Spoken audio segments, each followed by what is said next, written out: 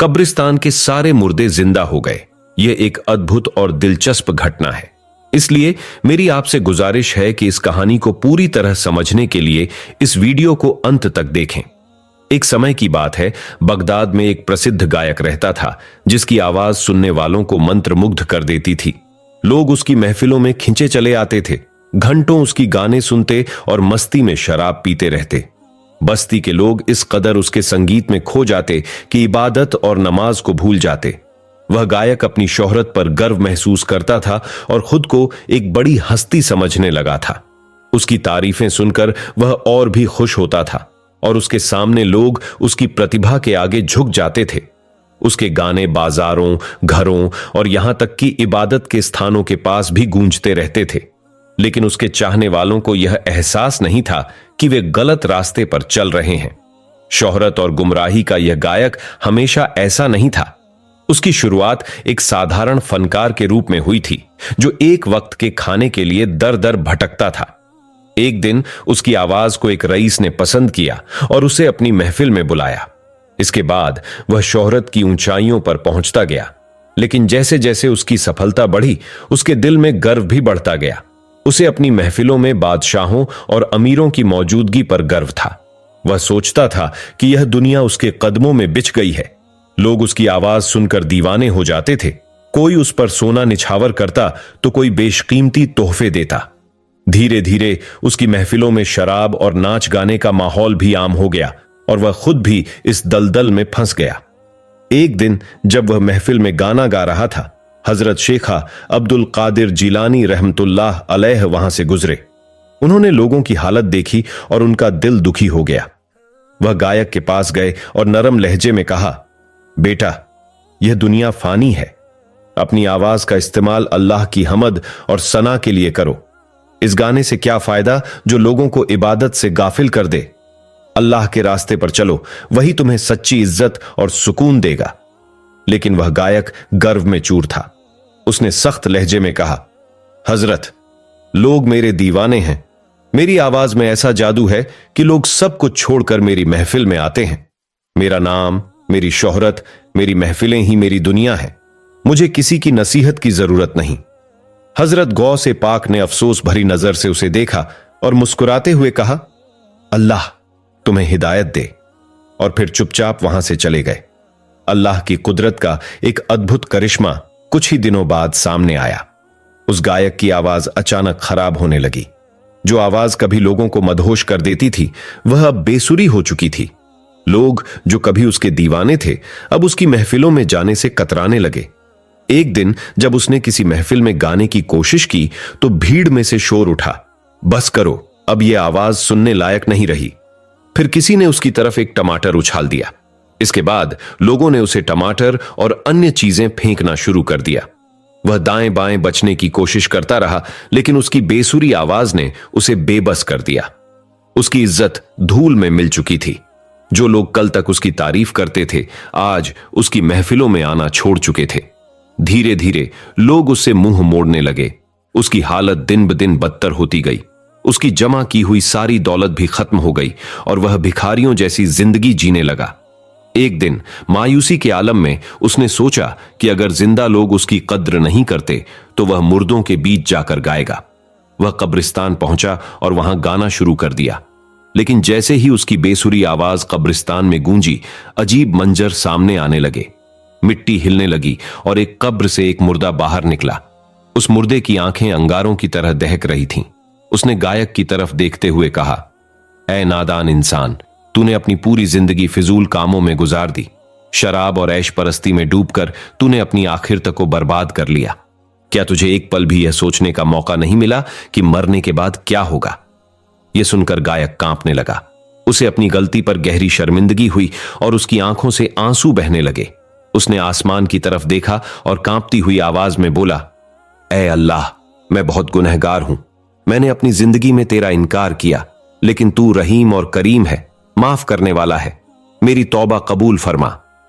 गौस पाक की कृपा से हजरत गौस पाक ने अपने मुरीद को हुक्म दिया कि 100 दीनार इकट्ठा करो और एक जरूरतमंद को दे आओ।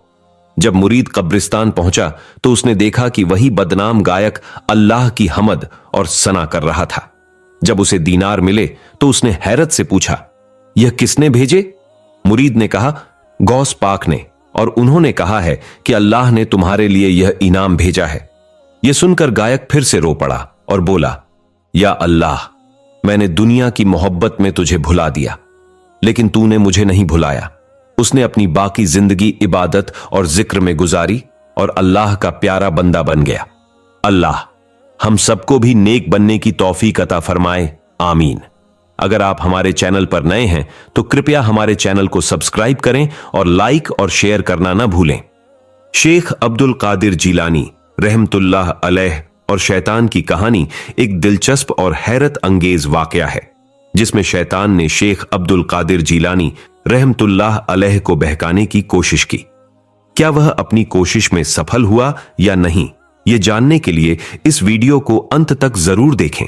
मोहतरम नाजरीन, हजरत गौस पाक शेख अब्दुल कादिर जीलानी रहमतुल्लाह अलैह अल्लाह के वली थे, जिन्होंने अपनी जिंदगी को पूरी तरह अल्लाह की रजा के लिए समर्पित कर दिया।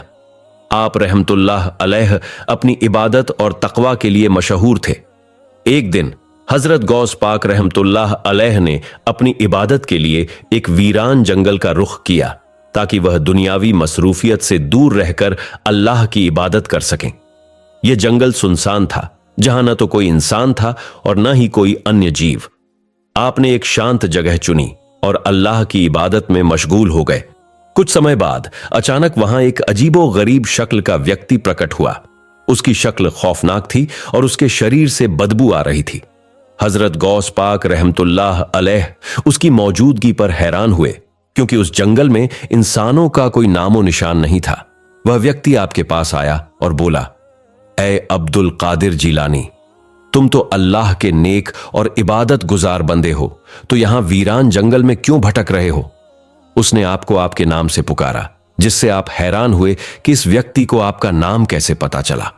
आपने उससे पूछा, तुम मुझे मेरे नाम से कैसे जानते हो और यहां क्या करने आए हो? वह व्यक्ति यह सुनकर जोर जोर से हंसने लगा और उसकी हंसी बहुत खौफनाक थी। उसने कहा, मैं तुम्हें मुबारकबाद देने आया हूं। आप रहमतुल्लाह अलैह ने पूछा, किस चीज की मुबारकबाद? और तुमने मेरे सवाल का जवाब नहीं दिया कि तुम कौन हो। तब उस व्यक्ति ने कहा, मैं तुम्हें बताता हूं, मैं शैतान हूं। तुमने मेरे पैरोकारों को परहेजगार बना दिया है और अब वे गुनाह नहीं करते। मैं तुम्हारे ज्ञान को मानता हूं और शिकस्त कबूल करता हूं। मैं चाहता हूं कि मैं कुछ दिन तुम्हारी खिदमत करूं। आप रहमतुल्लाह अलैह गुस्से में आ गए और समझ गए कि यह शैतान है जो नई चाल चलने आया है। आपने दिल को मजबूत रखते हुए कहा, ऐ शैतान, यहां से चला जा, मेरा तुझसे कोई काम नहीं। जो लोग ईमान लाए और सीधे रास्ते पर चले, वे मेरे ज्ञान की वजह से नहीं, बल्कि अल्लाह के फजल से सीधे रास्ते पर आए हैं। चल भाग जा यहां से। आपका यह कहना था कि अचानक एक बड़ा लोहे का आला आया और शैतान के सिर पर लगने लगा। वह आला लगातार शैतान के सिर पर वार कर रहा था, यहां तक कि शैतान जमीन में धंस गया और गायब हो गया। आप रहमतुल्लाह अलैह फिर से अपनी इबादत में मशगूल हो गए, लेकिन वही शैतान दोबारा नए भेस में आया और आप रहमतुल्लाह अलैह के साथ आग के गोलों से जंग करने लगा। आपने तुरंत अल्लाह ताला से दुआ की, ऐ मेरे परवरदिगार, इस शैतान के वसवसे से मुझे बचा ले, मेरी तरफ कोई मददगार भेज। आपकी दुआ खत्म हुई तो एक घुड़सवार आपके सामने आकर खड़ा हो गया। उसके हाथ में तलवार थी। उस घुड़सवार ने अपनी तलवार शैतान की तरफ बढ़ाई, लेकिन इससे पहले कि वह तलवार शैतान का खात्मा करती, शैतान खुद ही गायब हो गया और घुड़सवार भी जंगल में कहीं गुम हो गया। हर तरफ फिर से सन्नाटा छा गया। आप रहमतुल्लाह अलैह फिर से इबादत में मशगूल हो गए। जब आप कुरान मजीद पढ़ रहे थे, अचानक किसी के रोने की आवाज सुनाई दी। जब आपने सिर उठाकर देखा तो कुछ ही दूरी पर शैतान अपने सिर पर मिट्टी डाल रहा था और रो रहा था। आपने उससे कहा, मैं तुम्हारे जाल में नहीं फंसूंगा, क्या तुम लोगों के दिलों में फसाद डाले बिना नहीं रह सकते? यह सुनते ही शैतान वहां से गायब हो गया। जब शैतान आपको बहकाने में सफल नहीं हो सका तो वह अपने साथियों के पास गया और कहा, मैंने हर तरह से उसे बहकाने की कोशिश की, लेकिन वह मेरे जाल में नहीं फंस रहा। शैतान के साथी ने उसे एक नई तरकीब बताई और कहा, देखना, इस बार वह तुम्हारे जाल में जरूर फंसेगा। अब आप रहमतुल्लाह अलैह ने वह जगह छोड़ दी और एक नई जगह पर इबादत करने लगे। वह जगह ऐसी थी जहां दाना पानी मिलना मुश्किल था। शैतान यह देखकर बहुत खुश हुआ और बोला, भूख में तो इंसान कुछ भी करने को तैयार हो जाता है। जब रात हुई तो आप रहमतुल्लाह अलैह को प्यास लगी। अल्लाह ताला ने अपने नेक बंदे के लिए आसमान से बारिश बरसा दी। आपने बारिश के पानी से अपनी प्यास बुझाई और फिर अपनी इबादत में मशगूल हो गए। जब आप रहमतुल्लाह अलैह अपनी इबादत कर रहे थे, अचानक हर तरफ तेज रोशनी फैल गई। चारों ओर नूर ही नूर था। आपने उस नूर में से एक आवाज सुनी जो आपसे मुखातिब थी। वह कह रही थी, ऐ अब्दुल कादिर, तुमसे तुम्हारा रब राजी हुआ। आप रहमतुल्लाह अलैह को लगा कि शायद उनका रब उनसे बात कर रहा है। आपकी हालत खराब होने लगी और आपको समझ नहीं आ रहा था कि आप अल्लाह ताला को क्या जवाब दें। उसी दौरान एक आवाज आई, ऐ शेख अब्दुल कादिर, मैं तुमसे बहुत खुश हूं। अब तुम्हारे लिए हर हराम चीज हलाल है और तुम्हारी सारी इबादत कबूल कर ली गई है। अब तुम चाहे सारी जिंदगी मेरी इबादत ना करो। जब आपने यह सुना तो आप समझ गए कि यह शैतान की चाल है। आपने तुरंत तौबा की और कुरान का जिक्र करने लगे। फिर अचानक सारी रोशनी गायब हो गई। वह शैतान अपना सिर पकड़कर बैठ गया और आप रहमतुल्लाह अलैह से कहने लगा, ऐ शेख अब्दुल कादिर, इससे पहले मैं 70 लोगों को गुमराह कर चुका हूं, लेकिन तुम अपने ज्ञान और दीन की समझ की वजह से बच गए, वरना इसी तरह मैंने हजारों इबादत करने वालों को गुमराह किया है। आप रहमतुल्लाह अलैह ने कहा, ऐ मरदूद शैतान, मैं अपने ज्ञान की वजह से नहीं बल्कि अपने अल्लाह की मेहरबानी और उसके फजल की वजह से बचा हूं। इसके बाद जब आप रहमतुल्लाह अलैह अपने शहर लौटे तो आपने अपने मुरीद को शैतान की चालबाजियों के बारे में बताया। तब मुरीद ने पूछा, आपको कैसे पता चला कि वह रोशनी में शैतान था?